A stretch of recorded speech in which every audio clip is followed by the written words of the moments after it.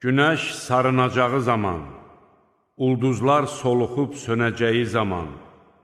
dağlar hərəkətə gətiriləcəyi zaman,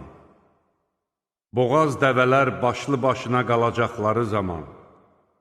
vəhşi heyvanlar bir yerə toplanılacağı zaman, dənizlər alovlanacağı zaman,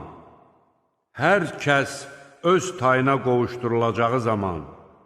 diri-diri torpağa bastırılmış qız uşağı soruşulacağı zaman, hansı günaha görə öldürülmüşdür, səhifələr açılacağı zaman,